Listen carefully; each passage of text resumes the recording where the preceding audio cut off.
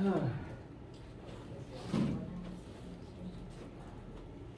right, well, it might serve us to take a look at the calendar real quick and reiterate a few things. So I find my cursor. All right, good morning once again, everyone. Hope you all had nice, restful weekends. Today is Monday, February 21st. I keep wanting to say November for some reason. Monday, February 21st. In terms of assignments due today, there is the Chapter 3 homework and quiz due at midnight tonight. We'll spend as much time as you guys want to during lecture here today talking about any questions you have about that particular assignment. Seems like you have at least one. This particular week, things to note, we will not be meeting in person for lab. Instead, I have made the lab a take-home assignment. It's functionally just practice of the stuff we've already done, coupled with some questions to tie the old stuff into what we're talking about this week. And so that document has already been posted to Brightspace. You can work on it on your own time. You don't have to come to the lab room this particular week. I do encourage you to still work in groups if you want to, though, because that makes your job easier and it makes my job easier. And that particular assignment, I would just like it turned into me by next Monday, the 28th. That is good stuff. Glad to hear. So, you can work on it during that time, or you can use that time to nap. That is at your discretion. This week in lecture, we'll be talking about Chapter 4, rotational motion, and that will be the last new chapter before test number 1. Next week, in lecture, we will review for test number 1. I'll point out to you all of the, I always make a list of the topics that will be on the test, and I always post practice questions. So I'll just show you all of those. We can work through examples during next calendar week. There will not be any lab next calendar week, partially to give you test studying time, partially for assessment day. And the test itself, test 1, which will be on chapters 1 through 4, will be given the week of March 7th through 11th. Come to lab, and you'll take the test during the lab time slot, and then you can be on your merry way. If you want to take it early, you can, but you don't have to. I think that's all the relevant things. Questions about the schedule, or anything I've mentioned thus far? You did mention a study guide, correct? Yes, every test I put out a list of the topics that will be on it and a packet of practice questions that are ungraded and you can do on your own time if you want to use in the study. I write the tests myself, and once I have finished writing the test, I write the practice questions, because at that point I know what's on the test and I know what types of things you should be able to do for it. Now, the practice questions I write will obviously not be the same questions as the ones on the test, but they will utilize the same principles and the same formulas. So it will be good practice, but it is optional.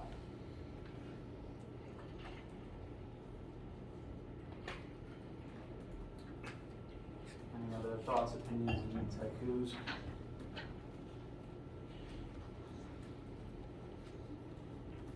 All right.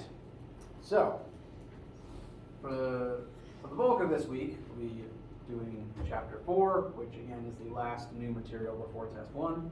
But before we start that, there is a homework due tonight. Last week, Chapter 3 was about primarily momentum, impulse, and collisions, but a little bit of the universal law of gravitation as well. All of that is on the homework due tonight. What questions, if any, do you have about that homework? I've also got some emails from people having a few difficulties on the quiz itself. I got those late last night after I'd already fallen asleep. Apparently I was really tired. And so I'll be answering those inquiries and checking over quiz details today, getting back to everybody about those questions.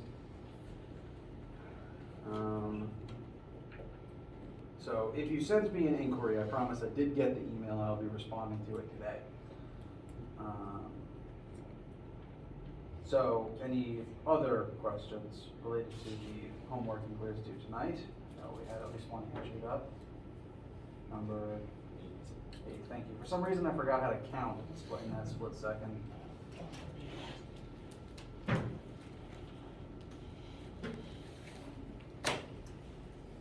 Some assignments are listed out of order.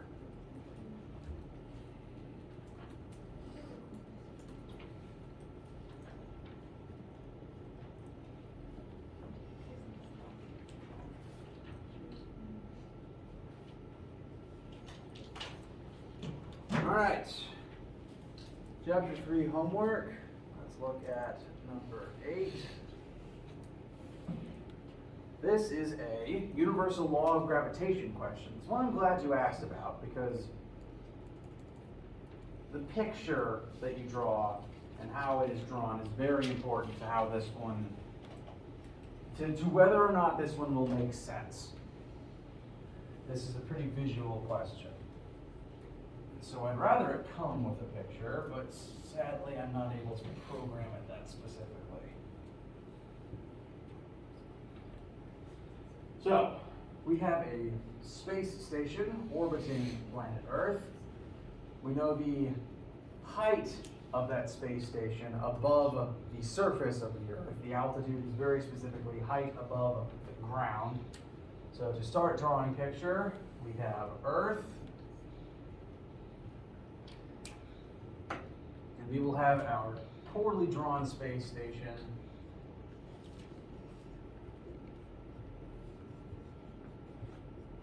at a known altitude above the ground. So note, this will become relevant in our formulas, that distance given there is the height above the ground. It is not the distance from the center of the Earth. Imagine everyone's masses and altitudes will differ slightly. But the next information we're given, the next thing we're asked for is find the magnitude of the force with which the space station attracts Earth. Now, the gravity that the Earth exerts on the space station is what will keep the space station in orbit around the planet Earth. Conversely, because of the universal law of gravitation and because of Newton's third law of motion, we know that the space station is also exerting the same gravitational force back on Earth. The Earth pulls the station down, the station technically pulls the Earth up. So using the universal law of gravitation formula, we should be able to calculate what that force is for both of these objects. That formula, force of gravity, is equal to big G, which is the universal gravitational constant. That is a known free number in your notes, times mass 1 times mass 2 divided by radius squared. So to answer our question, to find the force of gravity between these two objects, we already know big G, thankfully, it's that constant in your notes, 6.67 times 10 to the negative 11th. If it's not on your formula sheet, let me know and I will update that. You also need to know the masses of the two objects, and we need to know how far apart the two objects are. That's what determines the gravity between any two things anywhere. So, the question tells us the mass of the satellite, so that's one of the two masses done out of the way. So the only other two variables we need are the mass of planet Earth, which, for the sake of this class, will be considered a constant. It's one you don't need to have memorized. It's one that you have free access to. In the case of the homework, Google. It's the kind of thing that I really should put on the formula sheet. And if that's not there, I will amend that briefly. I apologize.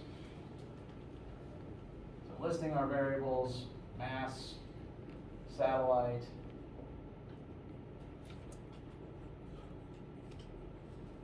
we also need mass of the Earth and our effective radius.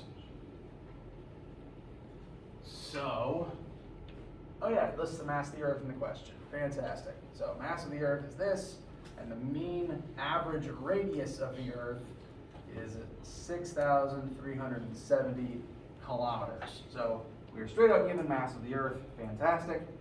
And this is the radius of the planet. So this is the distance from the center of the Earth to the edge of the crust.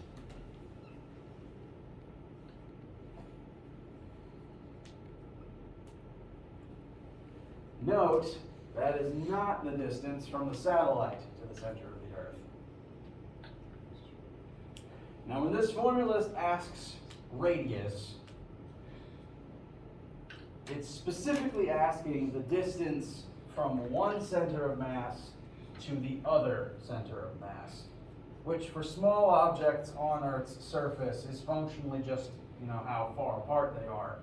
But in the case of something as wide as the planet is, you have to factor in there's a pretty big difference between where the core is versus where the surface is.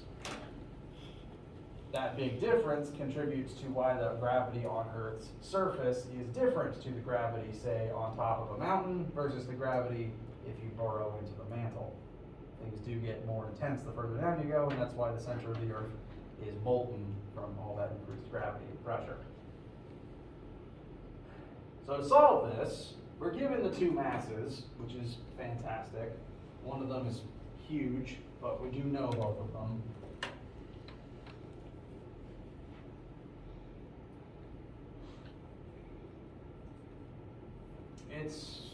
It would not be a bad idea to write the mass of the Earth on the corner of your formula sheet. If you have a paper copy, this number will come up from time to time. I will always provide it to you, but in case you need it quickly and it's just not written in a question, it's good to have a tab open with that.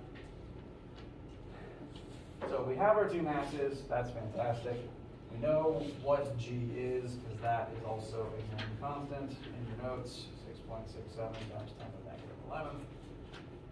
To find our effective radius, we don't just need this number, we don't just need altitude, we need to know the radius of Earth plus the altitude.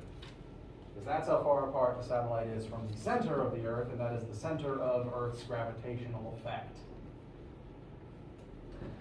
So, to start plugging in numbers into our formula,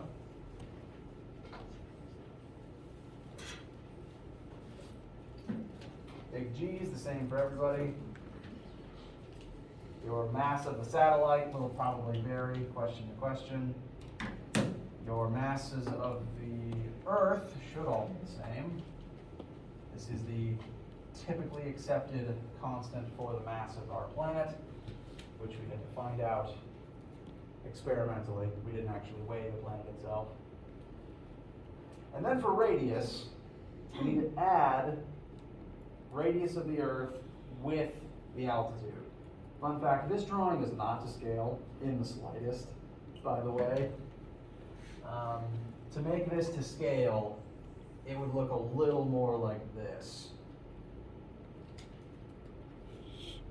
The satellite's not actually all that high up compared to the size of the planet itself. Most satellites, the space station, they are just outside the atmosphere. So, we need to add, whatever your altitude is, you need to add it to the radius of the planet. But do note, at least this question lists that radius as kilometers, not meters. The formula wants meters.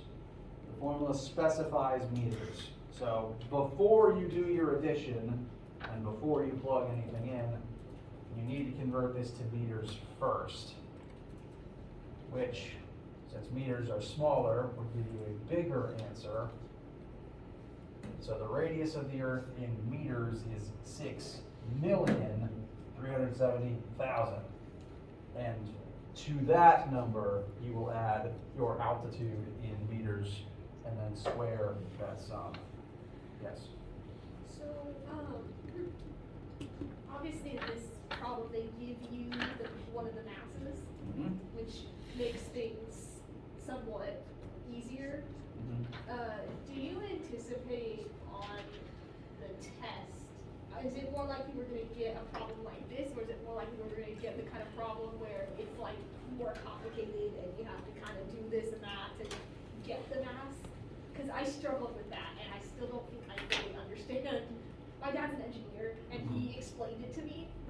still like complicated. I guess I want to know, do I need to know how to like do the more complicated version where you have to kind of like do this now that you're with the mass? It is entirely likely that this formula will come up in a more difficult question than simply this is the formula and you're missing one variable. Okay. This formula uniquely because I tend to ask on all my tests, they're usually about 8 to 10 questions, and one of them is always the hard one. Okay. And this would be the hard one. The question that has this in it, Yeah. but more is the hard one. Okay. And the reason there's always a hard one is because my tests are always 110 points graded out of 100 points. Ah. So the hard one, it's weighted to where it's expected someone could get half credit, and then that would be the 100 if they got half credit on it. Okay. I just want to know what to prepare for that type of formula. So. Yes, the type of question that this will include as the hard one, we will be going over this in next week.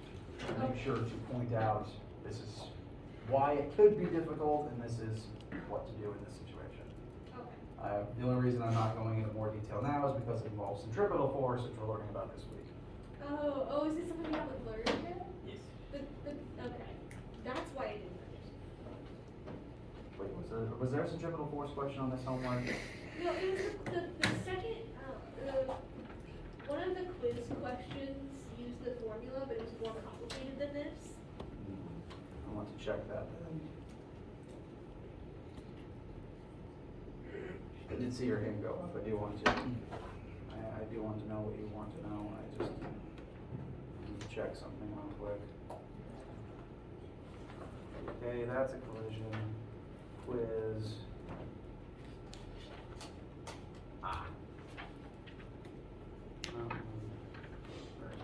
Where is it?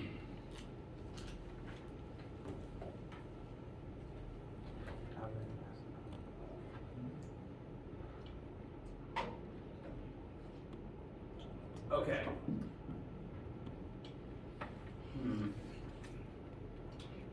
But do you see what I mean? It's like really complicated. And Yeah, it's definitely not as straightforward as the ones I usually get in class. I like went to my dad and I was like, I just don't understand what it wants. And I went for this whole thing and I still don't really understand.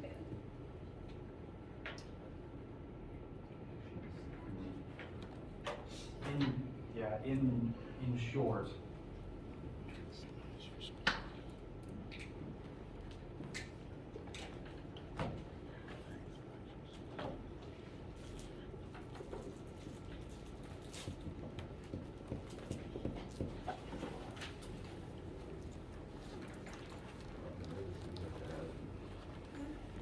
you'd be comparing the gravitational force the Earth exerts to the gravitational force the mountain exerts. And they wouldn't exactly be equal because this one's, 2% of the Earth's one. Wait, Earth's involved in that? I thought it was a person and a mountain.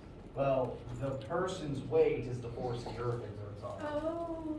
So you're comparing the force the Earth exerts on the person to the force the mountain exerts on the person. Right, okay. Yeah, okay. So this formula and this concept can get used in a surprising amount of ways, and I will be making sure to show more examples of that as the next 2 weeks continue. Question? I think the answers, like, once we get to that, if it's like 10 to the something, the times 10, I can just put it in feet, or we like put the decimals, what does it want to answer? Great question. Okay, so and you know what? Since I don't use this as a student, this is something that I'm not extremely familiar with and something I need to check for the benefit of you guys.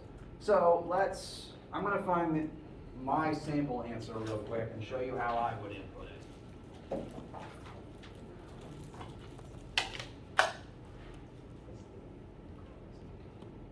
Using my sample numbers, 11, 2270, 1.98, 4,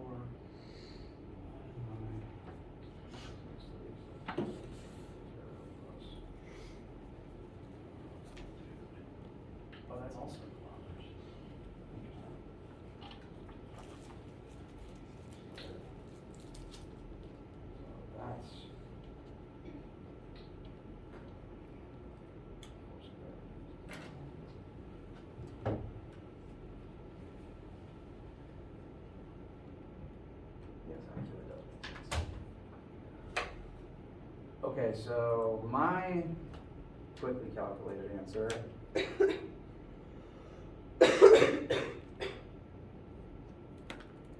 oh, come on.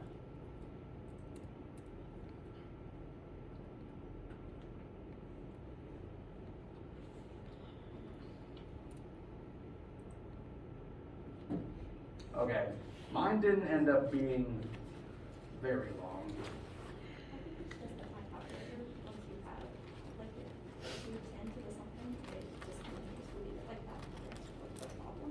That's fair. I'm going to quickly reset this. Oh man. Okay. Solve. Yeah, correct.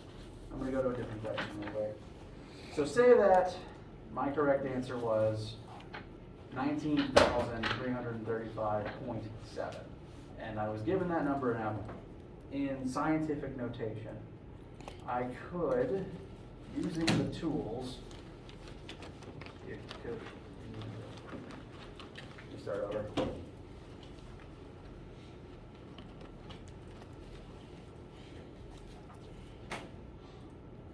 When you go to type in an answer, sometimes you'll get this tools option and an option to input times 10 to the blank. So my answer of 19,000, I could write that in scientific notation as 1.9.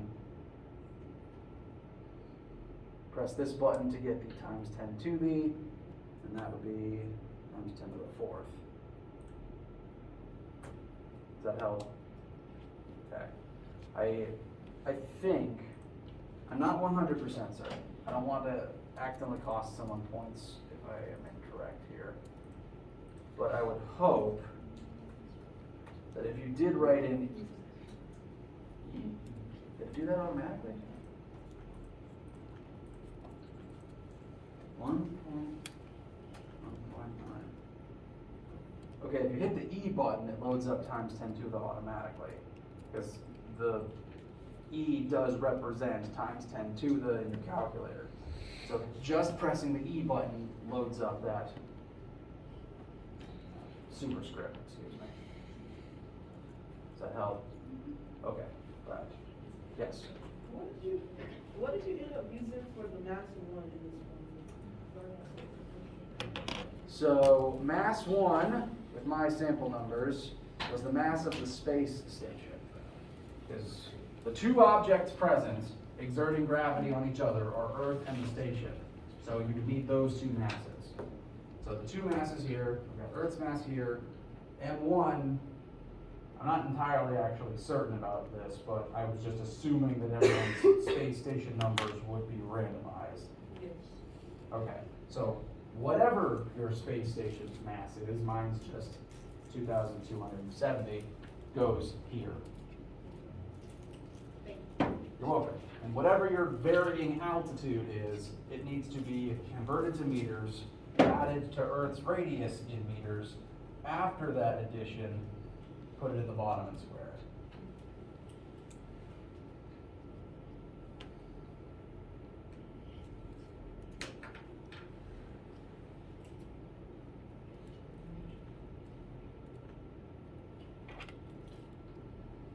Is it kilometers or just meters?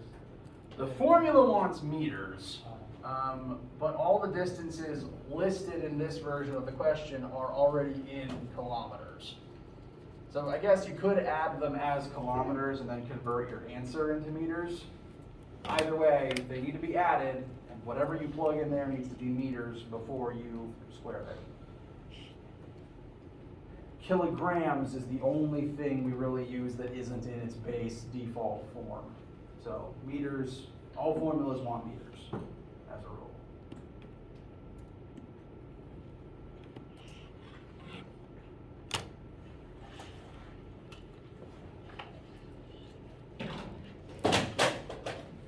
Yes. Could you explain what question 2 is trying to ask?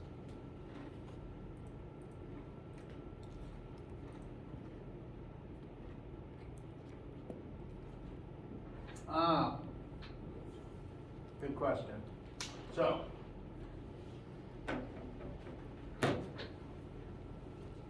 you are standing on ice. Let's just assume that means that there would not be any friction on you if you were to start moving. It'll be very easy for you to start sliding. Something is thrown towards you, and you can either catch it or deflect it. So, I guess thinking in terms of like volleyball, spike it back. And you were asked which of the two will make you the fastest after the collision happens. And what this is functionally asking is, you can either have this collision, because when the ball strikes you, that starts a collision. The difference between catching it versus knocking it back is the difference between an inelastic collision versus an elastic one. Because if you catch it, now you and the other object are functionally one object, and that simulates an inelastic collision, where you combine and where you lose kinetic energy in the impact. If you knock it back, that simulates an elastic collision because you've allowed it to bounce off of you. And in most elastic collisions, you tend to keep more of your kinetic energy in the actual impact.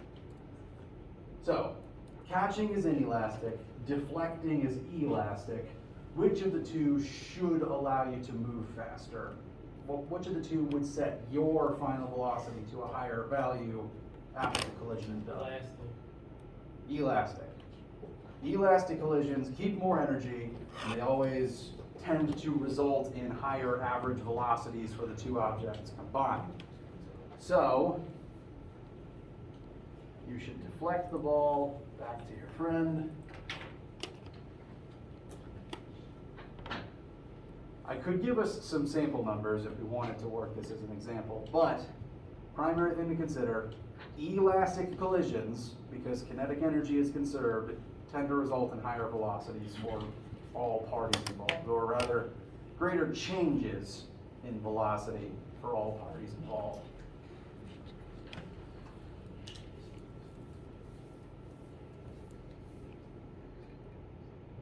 Actually, if we wanted to simulate this real quick.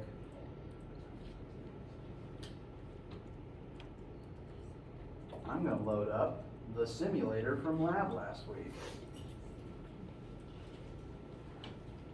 Remember this thing? Alright, let's say that the red one's the ball, so its initial velocity is 5. And I'm going to set the blue one to be a stationary individual on the ice. So, elastic collision, see what happens. Two objects move away at 2.5 meters per second. Reset, inelastic.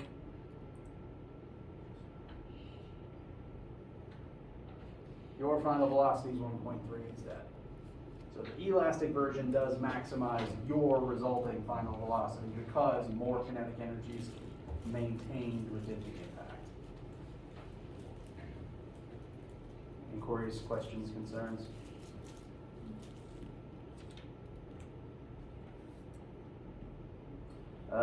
Now the reason this happens, besides the fact that the kinetic energy is conserved, which leaves more energy in the system, there's also a weird quirk with like elastic objects when they bounce. If I drop an anvil on the floor, the anvil will hit the floor, it'll exert a force on the floor will exert a force on the anvil, and that will just be the end of the story. There's just one force, one interaction each, there's a big boom, but once it's done, it's done. If I drop a basketball, if I throw a basketball on the floor, that basketball is going to hit the floor will exert a force on the ball, and the ball will stop for a split second. But as it stopped, it is compressed. So it fully stops, that collision is done. But then the ball springs back into its normal shape, and in that action, it basically exerts a new force to kick up off of the floor. So there's always more force involved in an elastic collision because the springing object goes back to normal, and in that motion kicks off of whatever it just hit. More force is involved elastically, more energy is conserved elastically, higher average speeds elastically. Any other questions? Yes? Which one, sorry? Number one?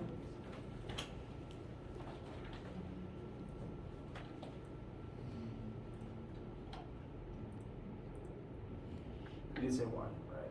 All right. Now, this one doesn't actually involve much in the way of math. I'm going to call this mainly a concept question. We have an astronaut floating in space. What this should represent to us is that there are functionally no forces acting on her. So any amount of force in any direction will accelerate her and cause her to move. Kind of the same as being on ice. Floating free through the void. Floating in space, she's going to take a wrench that has mass and throw it. So this is technically an explosion. She and the wrench are starting as one, and then the wrench is going to get thrown away from her. The wrench is given some amount of momentum to the right. The row here represents that it has some discrete amount of momentum, and whatever number that is equal to rho. We don't know the number, but we've been told we can assume it's this rho. And the question will continue to refer to whatever that mystery value is as rho. Whatever number it is, it's rho. And we've been asked to figure out her momentum comparatively to the tool. So, originally, she and the tool start out moving to get, well, technically they're stationary, together as functionally one object. So how much momentum is there at the start? There's none. That's not a trick question. The two masses, her and the wrench, aren't moving. There's no momentum. And then in this explosion, she gives the wrench rho amount of momentum. We know that the total amount of momentum initially must be the same as the total amount of momentum afterwards. Originally there was none. So for zero to still be the total, if the wrench is given positive rho momentum, she has to be given negative rho momentum. However much the wrench gets, she has to get the same amount in the opposite direction for the two to still add up to zero. We don't necessarily know what it is, but we know it must be the same as the wrench. And so when we look at our answer options, because you don't actually have to input a number, you just have to pick from these five. We're given rho times a ratio based on mass, rho times a different ratio based on mass, 0 implying she gets no momentum, rho implying that she'll be given the same magnitude of momentum, or not enough to actually figure this one out. And since the question says the wrench has rho momentum to the right, and we are asked how much she has to the left, that already handles the difference in direction, so the negative is kind of baked into the to the left part of it. So all we have to say is she was given the same amount of momentum in this explosion as the wrench was.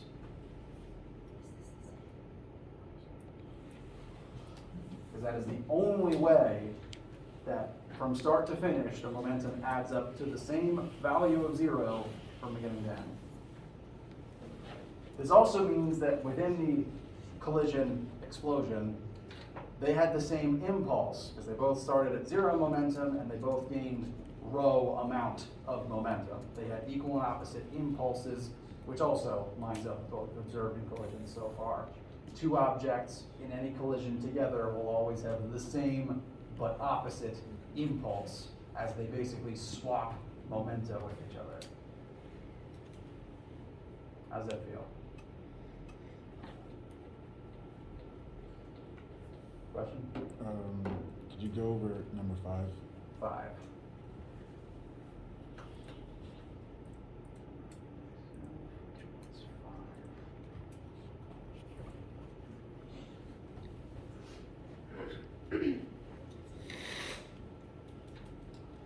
Starting from Newton's second law, explain how a collision that is free from external forces conserves momentum. In other words, explain how the momentum of the system remains constant with time. Newton's second law states that the acceleration of the object is proportional. Its change in momentum is proportional to the sum of the forces on that object. In the absence of external forces, you have 4 choices. So let's start by reminding ourselves which one is Newton's second law.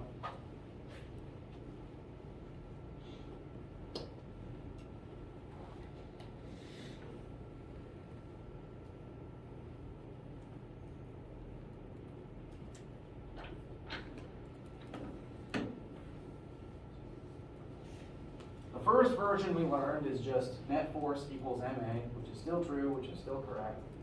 But as we started talking about momentum, we addressed that there is a second version which says net force is also equal to change in momentum over change in time.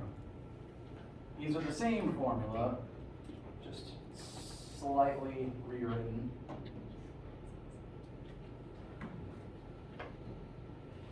So, free from external forces, conserves momentum. So, within any collision, 2 objects involved in a collision, as long as it's just those 2 objects, whatever force one of them exerts on the second one will exert that same amount of force back on the first one. That's due to Newton's third law. If a car hits a wall with a force of 1,000 newtons, the wall will hit the car back with a force of 1,000 newtons. So, from the perspective of, say, 2 different objects in the same collision, the forces acting on them will be equal but opposite. One version would be positive, one version would be negative. And from both of those objects' perspectives, that collision will last the same amount of time.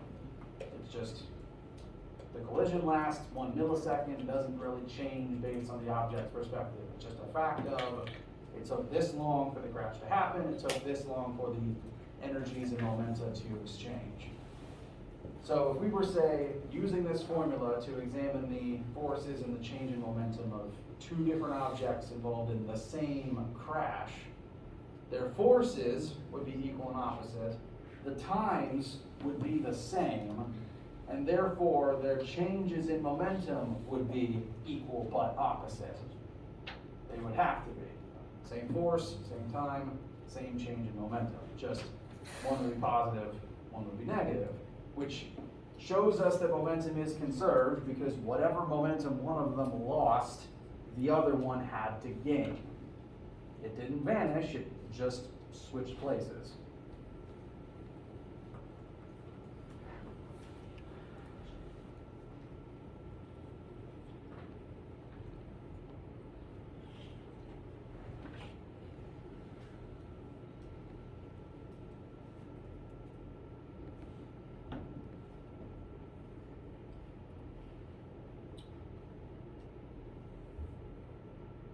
So I'm double checking which of these actually is the same as what I just said.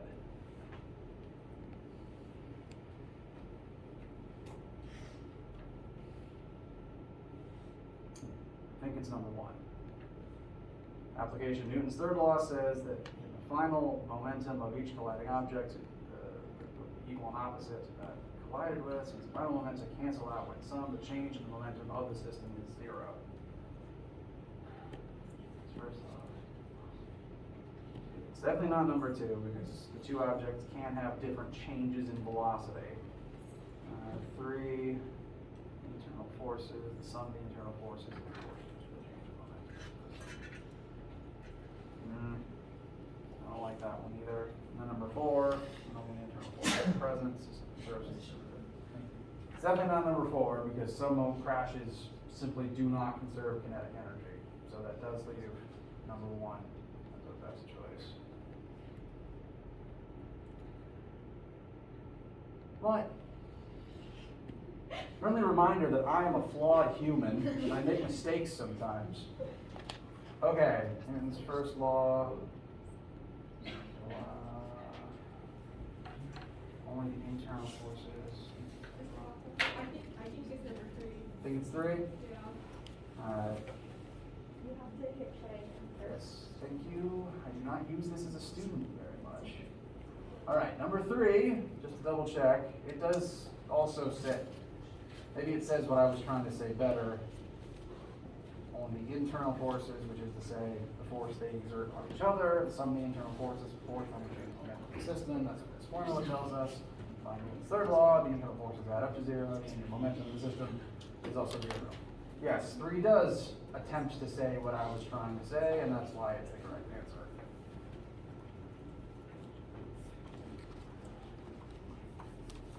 I make mistakes sometimes, and that's an okay thing. Humans make mistakes, and that's why I make sure all assignments give you multiple choices, multiple attempts.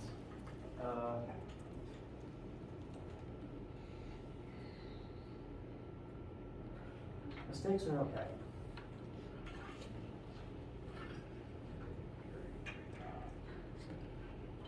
All right. Any other remaining questions as we near the break of class today? All right.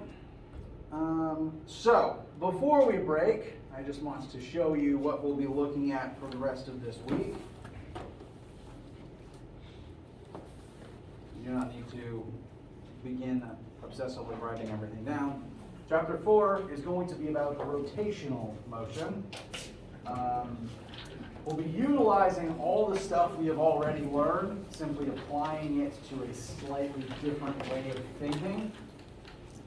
Because it turns out that everything we've been doing in a straight line still works if the object is spinning instead of moving in a straight line. So the bulk of this week will just be confirming that the things we already do still work on a rotating object like they would on an object moving forwards in a straight line. And the first thing that we'll be talking about related to rotation is simply how we measure the magnitude of rotation. If I was to say, take this tire, and I'm asking you to focus on the air fuller gauge thing, air cap. I don't know bike words. If you focus on just this piece, and I rotate the wheel this much, how much would you say it rotated? From here to here. 90 degrees. That is a completely, truthfully, good, mathematically accurate way to describe amount of rotation. And as we move forwards, we're going to be comparing degrees and radians back to meters, and meters per second compared to radians per second, so on and so forth. So spinning the tire is going to amount to the same thing as moving forwards by the end of this week.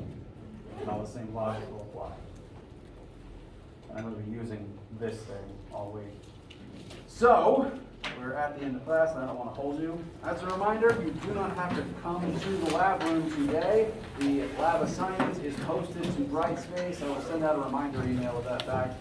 It is on Brightspace now, though, as both a PDF and a Word file. Use whichever version of the file you prefer. And any questions as you finish your homework, and please have a wonderful day.